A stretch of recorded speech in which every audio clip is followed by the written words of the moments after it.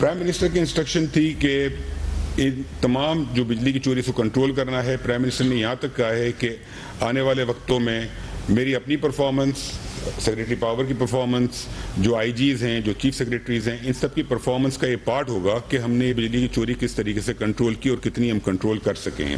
تو یہ بہت ہی ہائیسٹ لیول پہ اس کا نوٹس لیا گیا ہے. سیکنڈلی جو ہم سٹیپس لے رہے ہیں وہ کچھ سٹیپس ہیں. پہلی بات یہ کہ جو ہماری ڈسٹریبیوشن کمپنیز ہیں ان سب کے بورڈ آف ڈائریکٹرز کو ہم دیکھ رہے ہیں، کیونکہ جو ہمیں بہتری کرنی ہے سب سے پہلے ڈسٹریبیوشن کمپنیز کی مینجمنٹ کو صحیح کرنا ہے. تو مینجمنٹ جو ہے وہ بورڈ آف ڈائریکٹرز اوورسی کرتا ہے.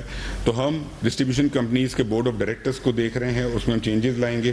سیکنڈلی اس کی مینجمنٹ کے اندر ہم چینجز لائیں گے.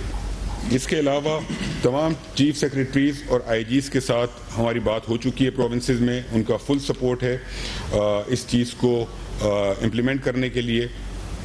ایٹ دا سیم ٹائم ہم ایک اور اسٹیپ یہ لے رہے ہیں کہ ہم نے آلریڈی ایک لسٹ بنا لی ہے ان آفیسرز کی جو کہ ملے ہوئے ہیں چوری کے اندر. ان کی لسٹ بن چکی ہے. یہ ہم نے ایجنسیز کے ساتھ کوآرڈینیٹ کر کے لسٹ بنائی ہے اور ان آفیسرز کی ریشفلنگ ہو رہی ہے.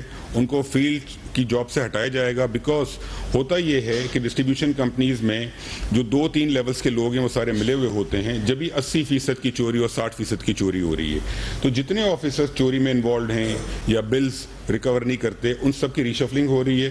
یہ پوری لسٹ بن چکی ہے آفیسرز کی اور یہ ہم نے الیکشن کمیشن کو بھجوا دی ہے بیکاز ان کی اپروول کے بعد ہی ٹرانسفر ہو سکتے ہیں.